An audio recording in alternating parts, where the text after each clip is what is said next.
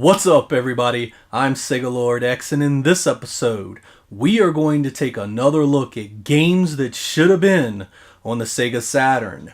Now, I've got 4 more games for you, and in my opinion, all 4 of these games would have been perfectly at home on the Sega Saturn. Now, one of these games was actually meant to come out for the 32X, and it was canceled. I thought for sure it was going to end up on the Sega Saturn, but it never came out. And it was a shame it never came out too. So, 4 more games that should have been on the Sega Saturn. Released in 1995 on Sega's ultra-rare System H1, Cool Riders is likely a game not many of you know about or have played. It used 2D log scaling for its 3D effect, very similar to Outrunners, but employed digitized graphics for its characters and many of its set pieces. It featured an insane 50 courses that were split up Outrun style, giving the game incredible replay value. You won't find much in the way of realism here, as the gameplay is loaded with massive jumps, crazy environments, and vehicles that can turn on a dime at the highest speeds. The game is borderline comical in its presentation, beginning at its title screen with the song Born to Be Wild blaring out the speakers. The game is no joke when it comes to difficulty, however. It's hard, damn hard. To see all 50 stages, you'll be putting in some serious time mastering its insane courses. The Sega Saturn would have benefited heavily from a game like this, in my opinion. Even as awesome as they were, Sega's arcade racers were typically cut and dry affairs. Cool Riders' over-the-top presentation and style would have been a very nice change. I know 3D was all the buzz at the time, but Sega of Japan seemed more open to these games with its Sega Ages line. It would have made a fantastic addition to that line. The game has been added to MAME and is fairly playable now, and I hope you'll give it a go.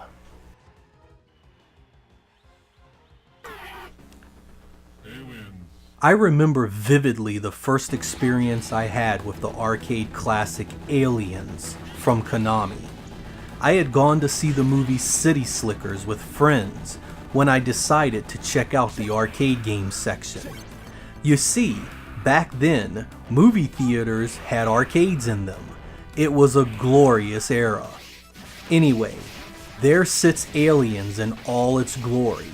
The game graphically was so creepy and just oozed the Alien universe vibe. It sounded just like it should and had 2-player support to boot. Although primarily a side-scrolling shooting game, it did feature first-person sections to break up the action styles.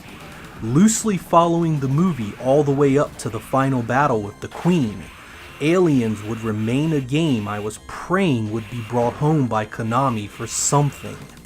It was not meant to be, however, and the game would remain arcade exclusive forever.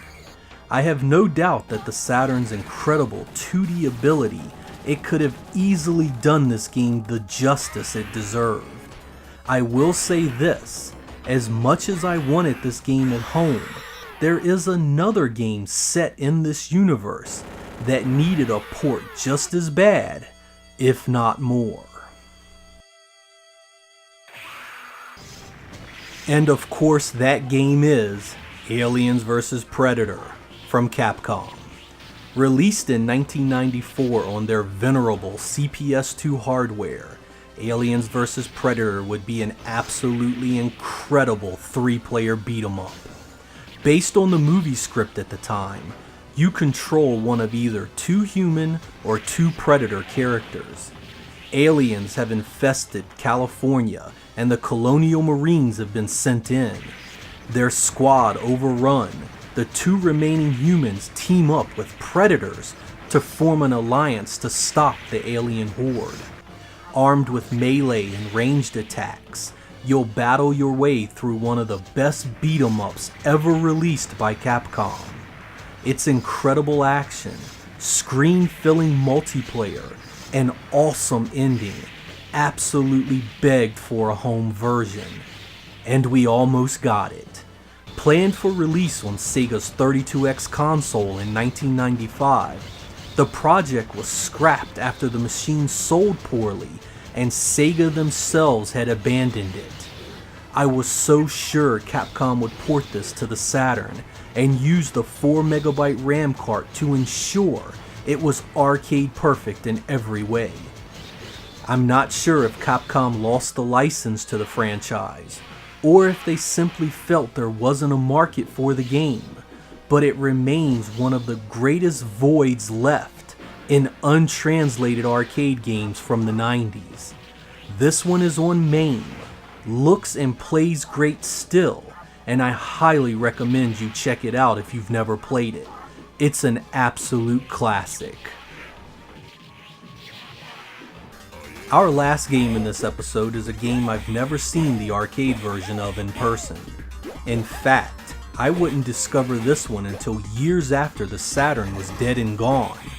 But wow, would it have been glorious had it made it to the system. The strangely titled Ninja Baseball Batman is just as crazy as you might think, or even more so. The Baseball Hall of Fame has been raided, and the commissioner has tasked you with recovering the stolen items. Featuring 4-player co-op beat-em-up action, Ninja Baseball Batman is one of the most overlooked games of the era. It sold terribly in nearly every market, and bombed in the US especially bad. Landing in 1993 via IROM, I think the name and poor advertising campaign doomed the game to obscurity almost overnight. This is an incredible shame, as what you have here is the kind of stuff the Saturn could do exceptionally well. Huge sprites that filled the screen, and animation that made it all look so very good. Only the Saturn could have done it any of the justice that it needed at the time. The game has been preserved on MAME luckily, so fire it up there and see just what a great game it was. Be sure to try it out in its 2-player mode, as the game shined there especially well.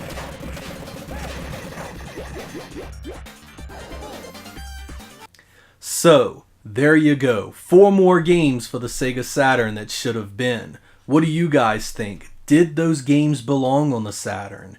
I think that the real miss there was Ninja Baseball Batman and Aliens vs. Predator. Both of those games would have been absolutely at home on a Saturn with the 4MB RAM cartridge. Those games were so fun in multiplayer, had more than 2-player co-op in them as well. So just begging to been on a system like the Sega Saturn. But those games didn't actually come out on anything. So not only is it a shame that the Saturn didn't get them, but it's a shame that nothing got them in the end. So, sometimes that stuff just makes you so mad when you see games like that and they just don't make it. But I'm Sega Lord X. Thank you guys for watching. I greatly appreciate it, and I'll catch you next time.